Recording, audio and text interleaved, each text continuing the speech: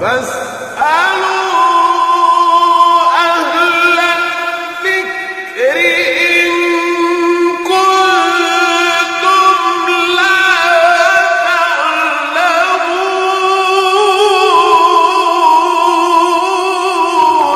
السلام علیکم ورحمۃ اللہ تعالی وبرکاتہ. الصلاۃ والسلام علیک یا رسول اللہ وعلی آلک واصحابک سیدی یا رسول اللہ صلی اللہ تعالی علیہ وسلم.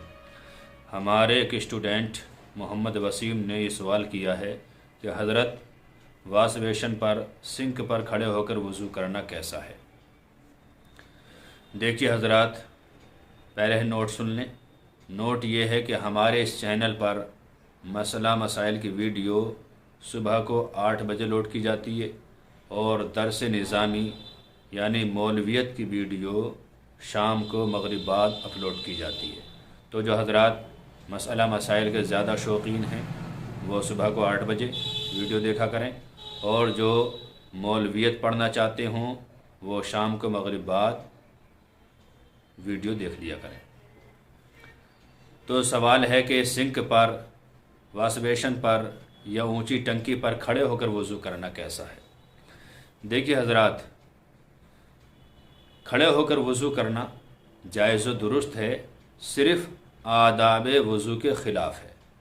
وضو کا ادب کیا ہے کہ بیٹھ کر، اونچی جگہ بیٹھ کر وضو کیا جائے. نور العظم میں یہ صاف لکھا ہوا ہے الجلوس فی مکان مرتفع، یعنی اونچی جگہ میں بیٹھ کر وضو کرنا یہ ادب ہے. لہٰذا اگر کوئی انسان مجبوری میں یا جلد بازی میں سنک پر، واش بیسن پر، ٹنکی پر یا نل پر کھڑے ہو کر وضو کرتا ہے تو اسے لعن طعن نہ کی جائے. اس کا وضو کرنا بالکل درست ہے، بالکل صحیح ہے. اس سے بالکل نماز ہو جائے گی، تلاوت بھی اس سے کی جا سکتی ہے.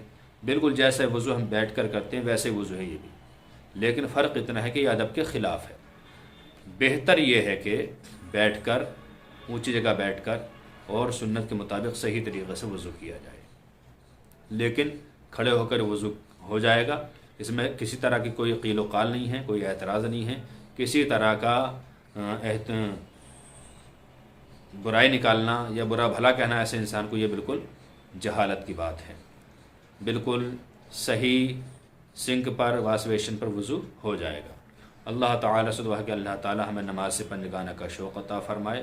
آمین. السلام علیکم ورحمۃ اللہ واللہ تعالی عالم بالصواب.